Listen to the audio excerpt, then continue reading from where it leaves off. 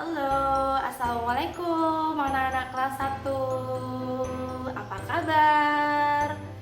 Hari ini kita mau belajar bersama. Belajar apa ya? Hari ini kita akan belajar pengukuran tidak baku.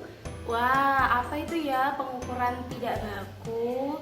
Pengukuran tidak baku itu kita bisa menggunakan atau mengukur dengan alat-alat yang sederhana yang ada di sekitar kita.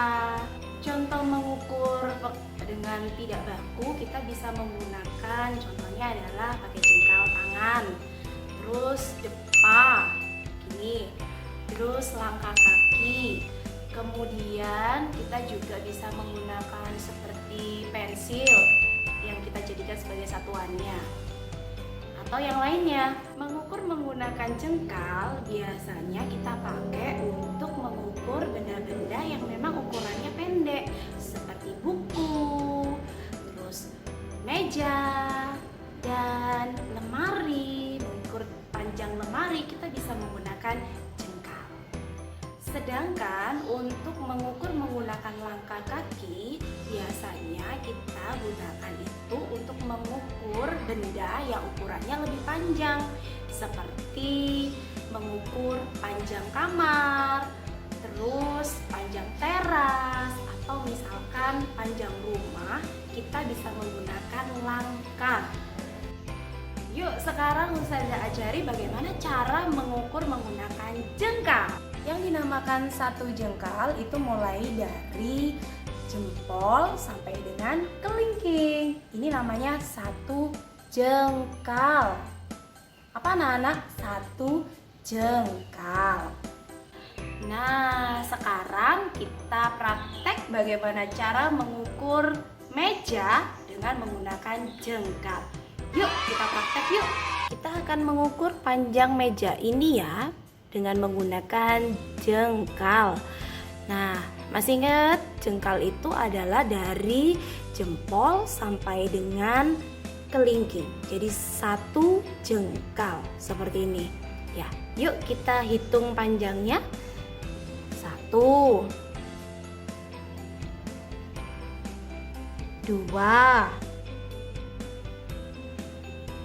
3 4. Nah, panjang meja ini ada 4 jengkal. Ustazah akan memberikan contoh mengukur panjang buku ya, seperti ini. Nah, yuk kita ukur menggunakan jengkal. 1 ya, 2. Nah, kalian lihat di sini kan dia hanya lebih sedikit ya, seperti ini. Tapi kita tetap menghitungnya adalah ukuran panjang buku ini adalah 2 jengkal. Nah, itu tadi Ustazah sudah menunjukkan atau mencontohkan bagaimana cara kalian mengukur panjang meja dengan menggunakan jengkal dan panjang buku menggunakan jengkal juga. Itu kan pakai jengkalnya Ustazah. Nah, bagaimana kalau menggunakan jengkal tangan kalian? Tentunya akan berbeda karena tangan kalian lebih kecil daripada tangannya Ustazah. Jadi, kalau tadi panjang mejanya itu ukurannya 4 jengkal tangan Ustazah, bisa jadi kalau menggunakan jengkal tangan kalian ukurannya bisa lebih dari 4 jengkal. Gimana? Kalian sudah paham kan bagaimana cara mengukur menggunakan jengkal tangan? Ya.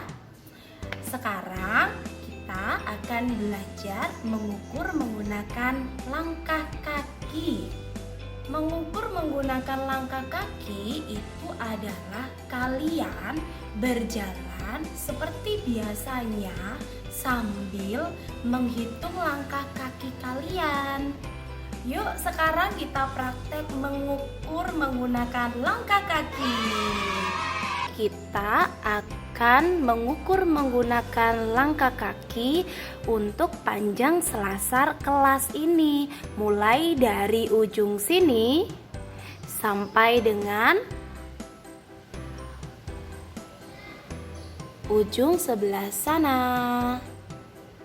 1 2 3 4 5, 6, 7, 8. Jadi panjang selasar kelas ini panjangnya 8 langkah. Gimana? Kalian sudah bisa kan mengukur menggunakan langkah kaki? Sama seperti jengkal yang tadi, kalau kalian dengan ustazah itu akan berbeda hasilnya dalam mengukur menggunakan langkah kaki. Kalau tadi ustazah mengukur panjang selasar itu panjangnya 8 langkah, kalau kalian bisa jadi lebih dari 8 langkah.